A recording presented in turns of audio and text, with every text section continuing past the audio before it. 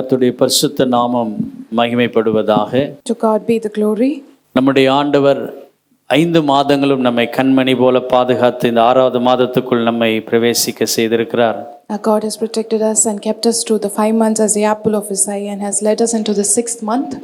5 மாதங்களும் தேவன் நம்மை வார்த்தையினால் நிரப்பினவர். இந்த 6வது மாதத்திலும் தேவன் நமக்கு கொடுத்த வாக்குத்தத்த வார்த்தைக்கு நேராய் நாம் கடந்து செல்வோமாக. God who has fed us with his word through the 5th month, let us also turn to the promises given us for this month. ஆண்டவர் இந்த மாதத்தில் நமக்கு கொடுத்த வாக்குத்தத்த வார்த்தை ரோமருக்கு எழுதின நிருபம் 11ஆம் அதிகாரம் 36ஆம் வசனம். The promise for this month is from the book of Romans chapter 11 and verse 36. சகலமும் அவராலும் அவர் மூலமாயும் அவருக்காகவும் இருக்கிறது, அவருக்கே என்றென்றைக்கும் மகிமை உண்டாவதாக. ஆமென். கர்த்தர் நம்மை கடந்த 5 மாதங்களும் கடந்து வர பண்ணினார். God has enabled us to pass through this 5 months. இந்த 6வது மாதத்திலும் பிரவேசிக்க வைத்த கிருபைக்காக தேவனை நாம் ஸ்தோத்திரிக்க வேண்டும். We should give God the glory and praise for he has enabled us to enter into the 6th month. இந்த வசனத்தை நாம் வாசிக்கும் பொழுது, when we read this verse, இந்த உலகத்தை படைத்தவர் அவரே. He is the one who created this world. அவரால் மட்டுமே நாம் உண்டாக்கப்பட்டிருக்கிறோம் என்பதை காணப்படுகிறது. We understand that we are created by him alone. நாம் படைக்கப்பட்ட நோக்கம் அவருக்காகவே இருக்கிறது என்பதை இந்த வசனத்திலே உணர்த்தப்படுகிறது. We understand from this verse that the purpose we are created is for him itself. இந்த வசனத்தின் முழு சாராம்சம் என்னவென்று சொன்னால், the entire emphasis of this verse is எல்லா புகழும் அவருக்கு, எல்லா கனமும் அவருக்கு, all glory and honor to him alone. எப்படி என்று சொன்னால், how do we know this? அவரால், அவருக்காகவே, அவருக்கே என்று சொல்லப்படுகிறது. because it is said for, from him and through him and for him. அதன் அர்த்தம் என்னவென்று சொன்னால், the meaning of this verse is அவரால் இன்றி ஒரு அணுவும் அசையாது, apart from him nothing can move, ஒரு தூசி கூட நகராது, not even a particle can move apart from him. இன்னைக்கு நமக்கு முன்பாக ஒரு பெரிய தூசி எழும்பி வந்தாலும், even if a great wind of dust comes against us, அவர் நினைத்தால் மட்டுமே நடக்கும். only if he wills it will happen. இந்த உலகத்துல என்னென்ன காரியங்கள் நடக்கிறதோ அவரால் மட்டுமே நடக்கிறது. whatever happens in this world is because of him and through him itself. சகலமும் அவராலும் அவர் மூலமாயும் அவருக்காகவும் இருக்கிறதற்காக மகிமை உண்டாவதாக. for because all things are from him, through him and for him, and to him be the glory. அப்போஸ்தலனாகிய பவுல் இந்த பகுதியை எழுதும் பொழுது, when the apostle Paul wrote this passage, தேவனுடைய மகிமையையும் மகத்துவத்தையும் சற்று புரிந்து கொண்டதினால் இதை சொல்லுகிறார். because he had an understanding of the glory and honor of God, he wrote this. முழுமையாய் அவரால் புரிந்து கொள்ள முடியவில்லை, he could not understand it completely, ஆனாலும் சற்று புரிந்து கொண்டதினால் அதை சொல்லுகிறார். because he only understood a portion of his glory. சகலமும் அவராலும் அவர் மூலமாயும் அவருக்காக இருக்கிறது என்பதை, because he understood all things are from him, through him and for him. எப்படி அவர் சற்று உணர்ந்து கொண்டார் என்று சொன்னால், how did he understand this small portion? 33ஆம் வசனம் 34ஆம் 35ஆம் வசனத்தை வாசிக்கும் பொழுது நமக்கு தெரியும். we understand this from verse 33 onwards. அவருடைய சிந்தனை அறிந்தவன் யார்? who has known the mind of the Lord? அவருக்கு ஆலோசனை கொடுக்கிறவன் யார்? or who has been his counselor? அல்லது தனக்கு பதில் கிடைப்பதற்கு, தனக்கு ஆண்டவர் சமூகத்திலே வேண்டிக் கொள்ளுகிற காரியத்திற்கு ஆண்டவர் பதில் கொடுப்பதற்கு அவருக்கு முந்தி சொல்லவன் யார்? who can go before and know the answers that God will give for our prayers? ஏன் என்று சொன்னால் சகலமும் அவர் மூலமாய் உண்டாயிருக்கிறது. because all things were created through him. அவருடைய ஐஸ்வரியம், his riches, அவருடைய ஞானம், his knowledge, அவருடைய அறிவு, and his wisdom. இவை எல்லாம் புரிந்து கொண்டாலும், if we understand all these things, ஆனால் உம்முடைய செயல்களை, உம்முடைய காரியங்களை நான் அறிந்து கொள்வதினால், and because of knowing the works and acts of God, சகலமும் அவராலும் அவர் மூலமாயும் அவருக்காகவும் இருக்கிறது. all things are through him, from him and for him. இந்த மாதத்திலே இதை குறித்து நாம் முழுமையாய் தியானிக்க கர்த்தர் கிருபை தருவாராக. may God give us grace to meditate upon this throughout this month. அவருக்காக என்ன இருக்கிறது? what is there for him? அவரால் என்ன நடக்க போகிறது? and through him what is going to happen? அவரால் நடந்தது என்ன என்பதை கர்த்தர் நமக்கு கற்றுக் கொடுப்பாராக. may God teach us, and from him whatever has happened. இந்த முதல் நாளிலும் ஆண்டவர் நமக்கு சொல்லிக் கொடுக்கிற காரியம், even in this first day what God wants to speak to us, 36ஆம் வசனத்தின் முதல் வார்த்தை, the first word of verse 36, சகலமும். all things.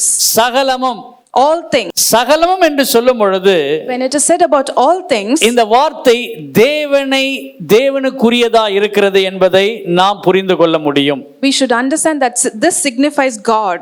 ஒருவேளை ஒரு மனுஷன் ஒரு காரியத்தை செய்கிறான் என்று சொன்னால், If a man does a certain act, ஒரு காரியத்தை நடப்பிப்பதற்கு ஒரு குறிப்பிட்ட காலங்கள் மாத்திரமே இருக்க முடியும். he can only take a certain period of time to accomplish a certain task. ஆனால் நம்முடைய ஆண்டவர் சகல நேரத்திலும் சகல காரியங்களையும் சகலவற்றையும் செய்ய அவர் போதுமானவராய் இருக்கிறார். But our God is able to do all things from him, through him and for him. ஆகவேதான் அவருக்கு இந்த வார்த்தை உகர்ந்ததா இருக்கிறது. That is why this word is equated to God. நம்மை பார்த்து ஒரு மனுஷன் சகல நாட்களிலும் நீங்கள் அப்படியே இருப்பீர் என்று சொல்ல முடியாது. Nobody can look at us and tell that you will be the same or you will be this for always. ஒரு மனுஷன் உங்களை பார்த்து இன்னைக்கு இந்த பலத்தோடு இருக்கிறீர்கள், Today you have the certain strength, ஒரு இந்த சூழ்நிலையில் இருக்கிறீர்கள், or you're in a certain situation. நாளைக்கு எந்த நிலையில் இருப்பீர் என்று சொல்லி தெரியாது. We do not know what the situation will be ஆனால் tomorrow. நம்முடைய ஆண்டவர் அப்படி அல்ல. But our God is not like that. சகலமும் அவராலும் அவர் மூலமாயும் அவருக்காகவும் இருக்கிறது. All things are there for him, from him and through him.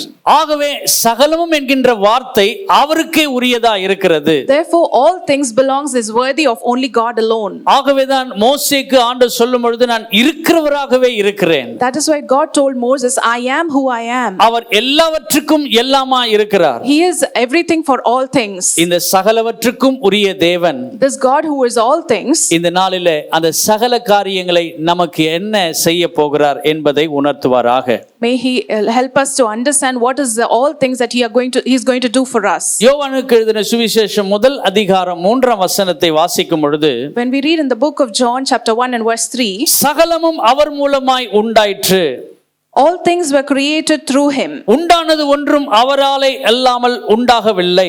Without him nothing was made that has been made. சகலமும் அவர் மூலமாய் உண்டாயிற்று என்று சொன்னால், When it is said that through him all things were made, இங்கே யோவான் இதை குறிப்பிட்டு சொல்லும் பொழுது when John specifies this, அவருடைய படைப்பை மாத்திரம் அவர் குறிப்பிடவில்லை. he does not mention only about the creation. படைப்புக்கு பிறகு வேற இன்னும் அநேக காரியங்கள் இந்த இடத்துல உண்டு என்பதை தான் சகலமும் அவர் மூலமாய் உண்டாயிற்று என்று சொல்லுகிறார். To mention that everything after the creation were also made through him. ஆதியாகமம் முதல் அதிகாரத்திலேயே அவருடைய படைப்பு எல்லாம் முடிந்து விட்டது. All his creation ended in Genesis chapter 1 itself. ஆனால் அவருடைய படைப்புக்கு பிறகு இந்த பூமியிலே சகலமும் இந்நாள் வரைக்கும் அவராலே நடந்து கொண்டு வருகிறது. But everything after the creation till date has been happening only because of him. ஒருவேளை இன்று ஒரு மனுஷன் ஒரு காரியத்தை கண்டுபிடிக்கிறான் என்று சொன்னாலும், Even if a man discovers something today, ஆனால் கர்த்தர் ஏற்கனவே ஒரு காரியத்தை படைத்து வைத்திருக்கிற காரியத்தின் மூலமாய் தான் ஒரு மனுஷன் புதிய காரியத்தை படைக்கிறான். a man discovers certain things only because of what God had already created. நம்முடைய ஆண்டவர் ஏற்கனவே ஒரு காரியத்தை சகலமும் படைத்து வைத்திருக்கிறார். Our God has created all things earlier itself. இனி ஒரு காரியமும் இந்த உலகத்திலே ஆண்டவர் புதிதாய் உருவாக்கப்படுவதில்லை. God is not going to create something new after this. ஆண்டவர் ஒரு காரியத்தை ஆண்டவர் படைக்க போகிறார். God is going to create only one thing. நமக்காக புதிய வானம் புதிய பூமி தான். He is going to create the new heavens and the new earth for us. ஏற்கனவே ஆண்டவர் எல்லாவற்றையும் சகலமும் அவரால் உண்டாக்கப்பட்டிருக்கிறது, படைக்கப்பட்டிருக்கிறது. But all things were made through him and for him by and through him. அவரால் படைக்கப்பட்ட ஒன்று மனுஷன் புதிதான காரியத்தை புதிதான செயல்முறையிலே அவன் வெளிப்படுத்தி காட்டுகிறான். A man discovers through new mechanisms or new ways what God had already created. எந்த ஒரு விஞ்ஞானி எந்த ஒரு ஞானவான் ஒரு காரியத்தை புதிதாய் உருவாக்க வேண்டும் என்று சொன்னாலும், Even if a new person or a researcher or a scientist has to discover something new, ஏற்கனவே ஆண்டவர் சகலத்தையும் படைத்தவர். அந்த சகலத்தின் மூலமாய் தான் அந்த விஞ்ஞானியே ஒரு காரியத்தை கண்டுபிடிக்க முடியும். Scientists can discover certain things from whatever God had already created from all things. ஆகவேதான் அப்போஸ்தலனாகிய பவுல் இந்த நிருபத்தை எழுதும் பொழுது, That is why Apostle Paul, when he writes this epistle, சகலமும் அவராலும் அவர் மூலமாயும் அவருக்காகவும் இருக்கிறது என்று சொல்லுகிறார். he says that all things are through him and for him and from him. ஆண்டவரே, ஒரு சின்ன ஒரு காரியத்தை ஆண்டவரே ஒரு மனுஷன் ஒரு அமைக்க வேண்டும் என்று சொன்னாலும், If a man has to create even a tiny thing, அதாவது ஒரு எக்ஸாம்பிள், ஒரு குண்டு ஊசியை ஒரு மனுஷன் உருவாக்க வேண்டும் என்று சொன்னாலும், even if a man has to create a pinhole, ஆனால் ஆண்டவர் ஏற்கனவே சகலவற்றையும் இந்த பூமியிலே படைத்து வைத்திருக்கிறார். God had created all things earlier itself. அந்த சகலத்தையும் உண்டாக்கின தேவன் The God who created all things, நம்முடைய வாழ்க்கையும் அவர் உண்டாக்கி வைத்திருக்கிறார். He also created our lives. ஆகவே புதிதான ஒரு காரியத்தை எந்த ஒரு மனுஷனாலும் உருவாக்க முடியாது. ஆனால் தேவனால் படைக்கப்பட்ட ஒன்றிலிருந்து உருவாக்கப்படுகிறதா இருக்கிறது. Therefore, a man cannot create something new, but he creates or he discovers something from what God has already created. ஆண்டவர் ஒரு மனுஷனை எப்படி படைத்தார் என்று சொன்னால், How did God create a man? சகலமும் அவர் உண்டாக்கப்படும் பொழுது ஆண்டவர் ஆணும் பெண்ணுமாய் கர்த்தர் பூமியிலே மனுஷனை படைத்தார். When God created all things, God created humans as a man and a woman. ஆதியாகமம் 1:27 வாசிப்போம். Let's read Genesis chapter 1 and verse 27. ஆணும் பெண்ணுமாக ஆண்டவர் அவனை உருவாக்கினார். Male and female, he created them. மத்தேயு 19:4 வாசித்தால் தெரியும். When we read in Matthew chapter 19 and verse 4, ஆணும் பெண்ணுமாக உண்டாக்கினார் என்பதை, he replied that at the beginning the creator made the male and female. ஆண்டவர் எதற்காக ஆணும் பெண்ணுமாக தேவன் உண்டாக்கினார்? Why did God create a male and a female? இந்த பூமியில ஒரு மனுஷனையே படைச்சிட்டு எல்லாம் மனுஷனாகவே இருந்திருக்கலாம். Everybody could have been males in this earth. God had created them like that. அவருடைய ராஜ்யத்தை விரிவடை செய்வதற்கு, அவருடைய நாமத்தை மகிமைப்படுத்துவதற்கு ஆணும் பெண்ணுமாய் கர்த்தர் படைத்து, கர்த்தர் ஒரு ஜனப்பெருக்கத்தை உண்டாக்க ஆண்டவர் படைத்தார். For God to expand his kingdom and that people will multiply, that is why God created male and female. ஒரு ஆணையும் பெண்ணையும் ஆண்டவர் உண்டாக்கினதின் காரணம், The reason why God created a male and a female, எதற்காக உண்டாக்கினார் என்று சொன்னால், why did he create them? 2:24 வாசித்தால் தெரியும். When we read in chapter 2 and verse 24, இதன் நிமித்தம் புருஷன் தன் தகப்பனையும் தன் தாயையும் விட்டு தன் மனைவியோடு இசைந்திருப்பான், அவர்கள் ஒரே மாம்சமாய் இருப்பார்கள். that is why a man leaves his father and mother and is united with his wife and they become one flesh. ஒரே மாம்சமாய் இருக்க வேண்டும் என்பதற்காக கர்த்தர் ஆணும் பெண்ணுமாய் கர்த்தர் படைக்கும் பொழுது அப்படி படைத்தார். God created them as male and female so that they become one flesh. ஆண்டவர் எதற்கு ஒரு குடும்பத்தை உண்டாக்கி இருக்கிறார்? Why did God establish a family? எதற்காக கணவன் மனைவியை ஆண்டவர் படைத்திருக்கிறார் என்று சொன்னால், Why did God create a husband and a wife? இசைந்திருப்பதற்காக, So that they will be together as one. ஒன்றாய் இருப்பதற்காக, They will be as one. ஒருமனப்படுவதற்காக. That they will have one fellowship. இன்னைக்கு கர்த்தர் நம்மை ஆணும் பெண்ணுமா அல்லது குடும்பம் கணவன் மனைவியுமாய் படைத்திருக்கிறதற்காக கர்த்தருக்கு கரங்களை உயர்த்தி நாம் நன்றி செலுத்துவோமாக. Let's praise God and thank God that he has created as a husband and wife and male and female. 3 முறை இந்த வார்த்தையை ஆண்டவர் இதே வார்த்தையை சொல்லுகிறார். God says the same word 3 times. தன் தகப்பனையும் தன் தாயையும் விட்டு மனைவியோடு இசைந்திருப்பானாக. A man should leave his father and mother and should be united with his wife. ஆதியாகமம் 2:24 In Genesis chapter 2 verse 24, மத்தேயு 19:4 in Matthew chapter 19 and 4, எபேசியர் 5:31 இதை நாம் மீண்டும் மீண்டும் வாசிக்கிறோம். in Ephesians chapter 5 and 31 also it is mentioned again and again. புருஷனானவன் தன் தகப்பனையும் தாயையும் விட்டு மனைவியோடு இசைந்திருக்க வேண்டும். A man will leave his father and mother and be united to his wife. இந்த வார்த்தை யாருக்கு ஆண்டவர் சொல்லுகிறார்? To whom does God tell this verse? புருஷனை பார்த்து சொல்றார். God tells this to the man. இன்னைக்கு கர்த்தர் புருஷனை குடும்பத்திற்கு தலையாய் வைத்திருக்கிறார். God has kept the man as the head of the house. இன்னைக்கு குடும்பத்திலே பலவிதமான கணவன் மனைவிக்குள்ள பல கருத்து வேறுபாடுகள் இருக்கலாம். There are differences of opinion in between the husband and wife. ஆனால் ஃபைனலி அவங்க 2 பேரும் ஒரே சரீரமாய் இருக்கிறார்கள் என்பதை மறந்து போகக்கூடாது. But in the end they should not forget that they are one flesh. எவ்வளவு பிரச்சனைகளை சத்துரு கொண்டு வந்தாலும், No matter how big problems the devil brings, நாம் இசைந்திருக்க வேண்டும் என்பது கர்த்தர் உண்டு பண்ணின ஒன்று.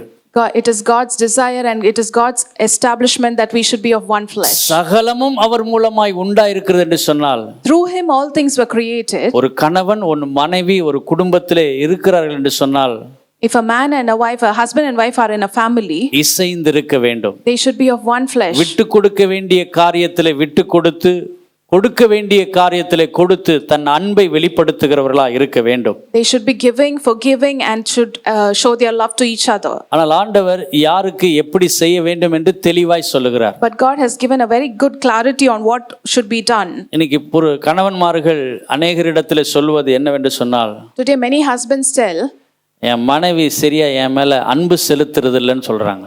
They complain that my wife does not love me. ஆனா வசனம் அப்படி சொல்லல. But the verse does not say so. புருஷனுக்கு மனைவி கீழ்ப்படிந்திருக்க வேண்டும் என்று சொல்லப்படுகிறது. It is said that the wives should obey their husbands. கணவன் தன் மனைவிக்கு அன்பா இருக்க கடவன் என்று சொல்லப்பட்டிருக்கிறது. It is commanded that the husband should love their wives. ஒவ்வொரு புருஷன்மார்களும் நினைக்கிற ஒரு காரியம், என் மனைவி என்னிடத்தில் அன்பா இருக்கவில்லை அல்லது அன்பாய் நடந்து கொள்ளவில்லை என்று சொல்லி கேட்கிறார்கள். Every husband demands or complains that my wife does not show love to me. புருஷர்களே, உங்கள் மனைவிகளிடத்தில் அன்பு கூறுங்கள் என்று சொல்லப்பட்டிருக்கிறது. It is said that husbands love your wives. இன்னைக்கு சகோதரிகள் சொல்லக்கூடாது, என் புருஷன் எனக்கு கீழ்ப்படியே மாட்டாருன்னு சொல்லக்கூடாது. Wives should not complain that my husband does not obey me. அது மனைவிக்கு தான் ஆண்டவர் சொல்லியிருக்கிறாரு. It is only told to the wife. ஆண்டவரே, நாங்கள் சகோதரிகளாகிய நாங்கள் ஆண்டவரே எங்கள் புருஷனுக்கு கீழ்ப்படியே எங்களை ஒப்பு கொடுக்கிறோம். We as sisters submit ourselves that we will obey our husbands. இன்னைக்கு மாத்தி எக்ஸ்பெக்டேஷன், அது எதிர்பார்ப்பு இருக்கிறதுனால Because the expectations have been mixed.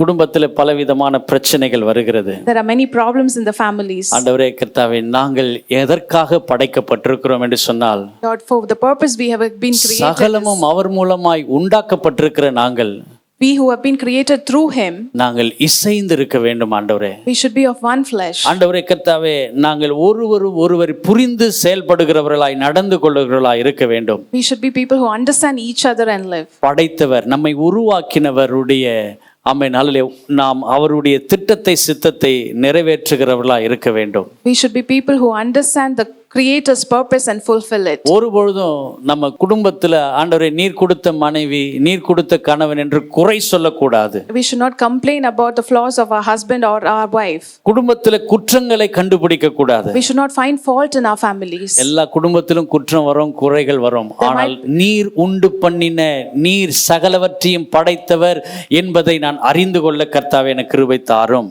There might be flaws and faults in every family, but we should understand that all things were created through him, and it is the family that he has established. நீர் கொடுத்த மனைவிக்காய் ஸ்தோத்திரம். We thank you for the wife that you have நீர் கொடுத்த given. கணவனுக்காய் ஸ்தோத்திரம். We thank you for the husband you have given. இதை நாம் ஒவ்வொரு நாளும் ஆண்டவருடைய சமூகத்தில் நன்றி சொல்வோம் என்று சொன்னால், If we continue to thank God for this அந்த every day, குடும்பம் ஆரோக்கியமான குடும்பமா இருக்கும். it will be a healthy family. என்று சொன்னால் சகலமும் அவர் மூலமாய் உண்டாக்கப்பட்டிருக்கிறது. Because through him all things were created. இன்னைக்கு எவ்வளவு அது நம்ம வீட்டில் அது நட்டையோ குட்டையோ அது என்ன சூழ்நிலை இருந்தாலும் ஆண்டவர் உங்களுக்காக நியமிக்கப்பட்ட ஒன்று. Be it tall or short, whatever, it has been God's appointed person for you. உங்களுக்காக சகலமும் உண்டாக்கப்பட்ட ஒன்று. All things were created for you. அதை நாம் ஏற்றுக்கொள்ள வேண்டும். We should accept it. ஆண்டவரே கர்த்தாவே, நீர் அப்படிப்பட்ட கிருபையை நான் பெற்றுக்கொள்ள எனக்கு கிருபை தாரும். Give me grace to receive it with grace.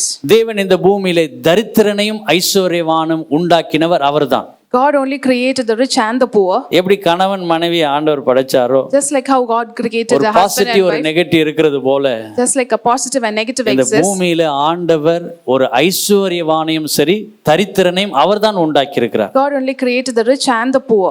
நீதிமொழிகள் 22 அதிகாரம் 22 வசனத்திலே வாசிக்கிறோம். We read in Proverbs chapter 22 and 2. ஐஸ்வர்யவானும் தரித்திரனும் ஒருவரை ஒருவர் சந்திக்கிறார்கள். The rich and the poor meet each other. அவர்கள் அனைவரையும் உண்டாக்கினவர் கர்த்தர். The Lord is the maker of all them. அப்ப இன்னைக்கு ஒரு தரித்திரனை பார்த்துட்டு ஏன் ஆண்டவரை இவனை படைச்சீங்க அப்படின்னு நம்ம ஆண்டவர்கிட்ட சொல்லக்கூடாது. We should not ask God, why did you create them in such a way, ஒரு Lord? பெரிய பணக்காரனை பார்த்து இவன் மட்டும் இவ்வளவு ஐஸ்வர்யான ஆண்டவர் ஏன் படைச்சிருக்கிறான்னு சொல்லக்கூடாது. We should not look at a rich man and say, Lord, why did God create him rich? ஆண்டவர் ஒருவரை ஒருவர் சந்திக்கும்படி சூழ்நிலை ஏற்படுத்துகிறார். God also brings situations where they meet each other. சகலவற்றையும் உண்டாக்கினவர் அவர்தான். He is the one who created all things. எப்படி ஆணும் பெண்ணுமாய் ஆண்டவர் படைத்தாரோ, Just like how God created male and பூமியிலே female. தரித்திரனையும் ஐஸ்வர்யவானையும் கர்த்தர் உண்டாக்கி வைத்திருக்கிறார். God only created the rich and the poor. ஒருவேளை நான் ஒரு தரித்திரனா இருப்பேன் என்று சொன்னால், If I am poor, என்னை ஏன் ஆண்டவர் தரித்திரனாய் படைத்தார் என்று சொன்னால், why did God create me like that? தேவன் என்னை ஒரு ஆசீர்வாதத்திற்கு நேராய் என்னை நடத்துவதற்காக தரித்திரனாய் கர்த்தர் படைத்தார். For God to lead me towards goodness, He's created me as a poor person. பலவான்களை வெட்கப்படுத்தும்படி பலவீனரை தெரிந்து கொண்டார். God chose the weak people so that He would put to shame the strong. ஞானவான்களை வெட்கப்படுத்துவது பைத்தியமாய் இருக்கிறவர்களை கர்த்தர் தெரிந்து கொண்டார். To put to shame the wise, He chose the foolish people of the world. லாசர் என்கின்ற மனுஷன் தரித்திரனாய் இருந்தான். Lazarus was a poor man. ஆனால் அவன் போய் அமர்ந்தது ஒரு ஐஸ்வர்யவானுடைய மடியிலே அமர்ந்தான். But he sat in the lap of a rich person. தரித்திரனை கர்த்தர் ஆசீர்வாதமாய் உயர்த்துவதற்காக கர்த்தர் இந்த பூமியிலே தரித்திரனை படைத்தார். God created a poor that he will lead them to blessing. அப்போ ஐஸ்வர்யனை புவர ஆக்குறதுக்காக ஆண்டவர் படைக்கல. God did not create a rich person so that he would become poorer. ஐஸ்வர்யவானை கர்த்தருடைய ராஜ்யத்திற்கு பயன்படும் பாத்திரமாய் கர்த்தர் வைக்க விரும்புகிறார். God desires that the rich will be as a useful instrument in the kingdom of God. அவருடைய ராஜ்யம் விரிவடை செய்வதற்கு கர்த்தர் ஐஸ்வர்யவானை கர்த்தர் படைத்திருக்கிறார். God created the rich so that his kingdom would expand. சகலவற்றையும் படைத்தவர் அவர்தான். He is the one who created all things. ஆபிரகாமின் மடியிலே ஐஸ்வர்யவானாய் அவன் அமரும்படி கர்த்தர் உதவி செய்தார். God enabled Lazarus to be seated in the lap of Abraham. சகலமும் அவர் மூலமாய் உண்டாக்கப்பட்டிருக்கிறது. Through him all things were created. இன்னைக்கு ஆண்டவர் எனக்கு ஒரு குடும்பத்தை கொடுத்திருக்கிறார் என்று சொன்னால் அவர் மூலமாய் உண்டான குடும்பம். Today the family that I have is created through him. ஆண்டவரே எனக்கு ஒரு வேலையை கர்த்தர் கொடுத்திருப்பீர் என்று சொன்னால் சகலமும் அவர் மூலமாய் உண்டான ஒரு வேலை. The work that I have today is created through him. ஆண்டவர் எனக்கு ஒரு வீட்டை கொடுத்திருப்பார் என்று சொன்னால், If God has given me a home, ஆண்டவர் அந்த வீட்டை எனக்கு சகலமும் அவர் மூலமாய் உண்டாயிற்று. all things in this home has been created by him. ஒரு ஊழியத்தை கர்த்தர் எனக்காக கொடுப்பார் என்று சொன்னால், If God has given me a ministry, அவர் மூலமாய் உண்டாக்கப்பட்டிருக்கிறது. it is also created through him. சகலமும் அவரால் நமக்கு கிடைக்கப்பட்டிருக்கிற ஆசீர்வாதத்திற்காய் ஸ்தோத்திரம். Thank God for all the blessings that we have received through him. சகலமும் என்கின்ற வார்த்தை அவருக்கே உரியதா இருக்கிறது. The word all things signifies only God alone. இரண்டாவது, ஆண்டவர் சகலமும் என்கின்ற வார்த்தையை கொண்டு நமக்கு உணர்த்துகிற காரியம், The second thing that God wants to reveal to us through this word all things is ரோமர் 8:28 Romans chapter 8 and verse 28. அன்றியும் அவருடைய தீர்மானத்தின்படி அழைக்கப்பட்டவர்களாய் தேவனிடத்தில் அன்பு கூறுகிறவர்களுக்கு சகலமும் நன்மைக்கு ஏதுவாய் நடக்கிறது என்று நாம் அறிந்திருக்கிறோம். And we know that in all things God works for the good of those who love him, who have been called according to his purpose. சகலமும் அவராலே என்று சொல்லப்படும் பொழுது, When it is said that all things through him, சகல நன்மையும் அவராலே எனக்கு உண்டாகிறது என்பதை நாம் ஏற்றுக்கொள்ள வேண்டும். we should also accept that all good things is happening to us through him. இன்று நம்முடைய வாழ்க்கையில என்ன சூழ்நிலை வந்தாலும் அவரால் எனக்கு நன்மை உண்டாக்கப்பட்டிருக்கிறது. No matter what situation it could be, all things work together for the good of us through him. அது தீமையோ அது நன்மையோ அது ஆசீர்வாதமோ அது உயர்வோ எதுவா இருந்தாலும் அது தேவனால் எனக்கு நன்மை வரும் என்று சொல்லி விசுவாசிக்க வேண்டும். We should believe that it be it harm or good or blessings or anything, it is through him, it will end as a blessing for us. அந்த ஃபாதர் இப்படி பாரு, நடந்ததெல்லாம் நன்மைக்கே நன்மைக்கே நன்றி சொல்லி மகிழ்வேன் இன்றைக்கே, நடப்பதெல்லாம் நன்மைக்கே நன்மைக்கே நன்றி சொல்லி மகிழ்வேன் இன்றைக்கே. நடப்பதெல்லாம் நன்மைக்கு. Everything that happens is for our good. யோபின் வாழ்க்கையில In the life of Job, நடந்தது நன்மைக்கு தான். everything happened for good. ஏன்னா யோபின் வாழ்க்கையில மாத்திரம் அப்படி நடக்கலன்னா இன்னைக்கு எத்தனையோ பேர் யோபினுடைய சரித்திரத்தை படித்து அவர்கள் ரட்சிக்கப்பட்டவர்கள் மனம் திரும்பினவர்கள் அநேகர் உண்டு. Today many people have repented and have been saved through reading the life of Job. ஏன் ஒரு நீதிமானர் உத்தமனுடைய வாழ்க்கையில இப்படிப்பட்ட ஒரு காரியம் நடக்க வேண்டும்? Why should all this strife come to the life of a righteous man? கர்த்தர் ஒரு சில மனுஷனை கர்த்தர் சோதிக்கும்படி ஆண்டவர் வைக்கிறார். God allows certain people to be tested. யோபு தன் வாழ்க்கையிலே எல்லா சூழ்நிலையிலும் ஆண்டவரை குறை சொல்லவும் இல்லை, ஆண்டவருக்கு விரோதமாய் பாவம் செய்யவில்லை என்று சொல்லப்படுகிறது. It is said that Job never murmured or complained against God in all the situations in his life. கர்த்தர் கொடுத்தார், கர்த்தர் எடுத்தார், கர்த்தருடைய நாமத்திற்கு ஸ்தோத்திரம். God gave and God took, and to God be all glory. என் வாழ்க்கையில எது நடந்தாலும் எல்லாம் நன்மைக்கே. Whatever happens in my life, it is for good. சகலமும் நன்மைக்கு ஏதுவாய் நடத்தும் என் தேவன். The God who leads everything for my good. ஒருவேளை என் வாழ்க்கையில ஒரு தீமை நடக்கிறது என்று சொன்னால், If something bad happens in my அந்த life, தீமையை கர்த்தர் நன்மையாய் மாற்றும் தேவனாய் இருக்கிறார். our God is a God who changes the bad for good. ஆண்டவரே, என் வாழ்க்கையில எந்த ஒரு காரியத்தையும் அதை நீ நன்மையாய் மாற்றி கொடுக்க தேவனாய் இருக்கிறீர்.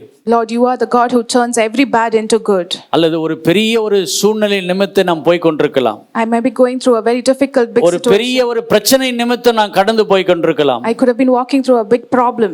பல நாட்களாய் அது நீடித்து கொண்டே இருக்கலாம். This problem could exist for a longer time. எல்லாம் நன்மைக்கு தான். It is all for good. அன்று பெலிஸ்தியன் 40 நாளும் இஸ்ரவேலரை நிந்தித்துக் கொண்டே இருந்தான். The Philistine was tormenting the Israelites for 40 days. ராணுவம் ஒளிந்து கொண்டது, இஸ்ரவேல் ஜனங்களும் பயந்து ஒளிந்து கொண்டார்கள். The Israelites and the army went into hiding. ராணுவத்திலே பழக்கமே இல்லாத ஒரு வாலிபன் இந்த பெலிஸ்தியனை எளிதாய் கொன்று போடுகிறான். A young man who was not familiar with fighting or war came and killed this Philistine. யுத்தத்திற்கு பழக்கம் இல்லாத ஒரு கல்லை கொண்டு அந்த பெலிஸ்தியனை கொன்று போடுகிறான். The one who was not familiar with war killed the Philistine with a 40 நாள் அந்த பெலிஸ்தியன் இஸ்ரவேலை நிந்திக்கிறான், தேவனுடைய நாமத்தை நிந்திக்கிறான். For 40 days the Philistine was tormenting and daunting the name of God. ஆனால் கர்த்தர் ஒரு நன்மையை ஆண்டவர் எப்படி கொண்டு வருகிறார் என்று சொன்னால், But how did God bring about good? தாவீது என்கின்ற ஒரு மனுஷன் அந்த இடத்துல கொண்டு வருகிறார். God brings David here. இப்படிப்பட்ட ஒரு பெலிஸ்தியன் அப்படி நிந்திக்கவில்லை என்று சொன்னால், If a Philistine could not be daunting the name of God there, அங்கே தாவீது எழும்பியிருக்க முடியாது. David could not have been risen there. கர்த்தர் சில நேரங்களில் நம்முடைய வாழ்க்கையில நடக்கிற எல்லா காரியத்தையும் அவர் நன்மையாக்கி தருகிறவராய் இருக்கிறார். Some difficult situations that happen in our life, God is able to change it into good. சகலமும் நன்மைக்கு ஏதுவாய் நடக்கும் என்பதுதான் ஆண்டவருடைய வார்த்தை. All things will happen for good is the word of God. சில நேரங்களில் நமக்கு உடனே நன்மை வந்துரும். Sometimes we receive good things immediately. நல்ல ஒரு வாழ்க்கை, நல்ல வீடு, நல்ல ஜாப் நமக்கு கிடைத்துவிடும். We receive a good life, a home and a family and a job. மற்றவங்க சொல்லுவாங்க அவங்களுக்கு என்ன உடனே கிடைச்சிடுச்சு அப்படின்னு. Other people will say, oh, they just received it immediately. சில பேருக்கு ஜெபம் பண்ணிட்டே இருப்பாங்க, இன்னும் கிடைக்காமலே இருக்கலாம். Some people will be praying continuously but they would not have received it. சில நேரத்தில் காலம் தாமதிக்கலாம். Sometimes times are delayed. ஆனால் சில நேரங்களில் உடனே ஆண்டவர் நடத்துவார் என்று சொன்னால், But if God answers instantly, அது குறுகிய காலத்தில் நடக்கிறது என்று சொன்னால், if it happens in a short period, ஏதோ ஒரு நன்மைக்காக கர்த்தர் வைத்திருக்கிறார். God has enabled it for a certain good. தாவீது வாழ்ந்த நாட்களிலே பல யுத்தங்கள் நடைபெற்றது. In the days of David there were many wars. ஆனால் தாவீதுக்கு பிறகு கர்த்தர் சாலமோனை அபிஷேகிக்கும் பொழுது, But after David, when God anointed Solomon சின்ன பையனாய் காணப்பட்டான். Solomon was a very young man. அங்க சுற்றி இருக்கிறவங்க எல்லாம் நினைச்சிருப்பாங்க, இவனுக்கு இவ்வளவு சின்ன வயசுலயே அவனுக்கு ஒரு அரசாங்கம் வேண்டுமா என்று சொல்லி. Does he deserve a throne in this very young age? ஆனால் தேசத்திலே சமாதானம் சாலமோன் மூலமாய் உண்டாக்கப்பட வேண்டும் என்பதற்காக கர்த்தர் ஆண்டவர் சாலமோனை படைத்தார். But God enabled Solomon to be the king and to bring peace into the land. சின்ன வயசுலயே கர்த்தர் ஆண்டவருடைய சமூகத்தில் அந்த ஞானத்தை பெற்று ஜனங்களுக்கு சமாதானத்தினால நடத்தும்படி ஆண்டவர் கிருபை தந்தார். Solomon in a very young age received wisdom and led the people in peace. Solomon வாழ்ந்த நாட்களில் there is no battle. There was no war in the times of Solomon. ஏனென்று சொன்னால் சகலமும் நன்மைக்கு ஏதுவாய் நடப்பதற்காக கர்த்தர் சாலமோனை உண்டாக்கினார். Because God enabled Solomon there that everything will work for good. நம்முடைய வாழ்க்கையில எது நடந்தாலும் அது நன்மைக்கு என்று தேவனிடத்தில் சொல்ல வேண்டும். Whatever happens in our life we should say that it is all for good. அப்போஸ்தலனாகிய பவுல் சொல்லும் பொழுது, When the apostle Paul says, பிலிப்பியருக்கு எழுதும் பொழுது 4ஆம் அதிகாரம் 11ஆம் வசனத்தில், in the book of Philippians chapter 4 and verse 11, என் குறைச்சலினாலே நான் இப்படி சொல்லுகிறதில்லை, ஏனெனில் நான் எந்த நிலைமையில் இருந்தாலும் மனரம்யமாய் இருக்க கற்றுக்கொண்டேன். தாழ்ந்திருக்கவும் எனக்கு தெரியும், வாழ்ந்திருக்கவும் எனக்கு தெரியும். எவ்விடத்திலும் எல்லாவற்றிலும் திருப்தியா இருக்கவும், பட்டினியா இருக்கவும், பரிபூர்ணம் அடையவும், குறையப்படவும் போதிக்கப்பட்டிருக்கிறேன். என்னை பலப்படுத்துகிற கிறிஸ்துவினாலே எல்லாவற்றையும் செய்ய எனக்கு பலன் உண்டு. ஆகிலும் நீங்கள் என் உபத்திரவத்தினால் என்னோடு உடன்பட்டது நலமாயிருக்கிறது. I am not saying this because I am in need, for I have learned to be content whatever the circumstances. I know what it is to be in need. I know what it is to have plenty. I have learned the secret of being content in any and every situation, whether fed or hungry, whether living in plenty or in want. I can do all things through him who gives me strength. Yet it was good of you to share in my troubles. ஆண்டவரே, என் வாழ்க்கையில எது நடந்தாலும் அது எல்லாம் நன்மைக்காய் மாறும். No matter what happens in my life, everything will turn to be good, Lord. கர்த்தர் கொடுக்கிறார், கர்த்தர் எடுத்துக்கொள்கிறார். The Lord gave and the Lord takes. அல்லது கர்த்தர் என்னை வாழ்ந்திருக்கவும் தாழ்ந்திருக்கவும் பண்ணுகிறது அவர்தான். God enables me to live highly and lowly. சகலமும் அவராலே நடக்கிறது. All things happen through him. விசுவாசத்தோடு அந்த வார்த்தையை நாம் படிக்க வேண்டும். We should receive or read this word with faith. Chennai Kottivakkam AG சபையின் ஆராதனை நேரங்கள். ஞாயிறு ஆராதனைகள். முதல் ஆராதனை காலை 7 மணி முதல் 9 மணி வரை. இரண்டாம் ஆராதனை காலை 9:30 முதல் 11:30 வரை. மாலை ஆராதனை மாலை 6 மணி முதல் 7:15 மணி வரை. செவ்வாய்க்கிழமை தோறும் சங்கிலி ஜெபம் காலை 6 மணி முதல் மாலை 6 மணி வரையில். சனிக்கிழமைகளில் உபவாச ஜெபம் காலை 11 மணி முதல் பிற்பகல் 12:15 மணி வரையிலும். அன்பானவர்களே, இந்த சபை ஆராதனைகளில் நீங்கள் பங்கு பெறுங்கள். தேவ ஆசீர்வாதங்களை பெற்று மகிழுங்கள். மேலும் விவரங்களுக்கு கொட்டிவாக்கம் ஏஜி சபை எண் 2/18 காமராஜர் சாலை, கொட்டிவாக்கம், சென்னை 41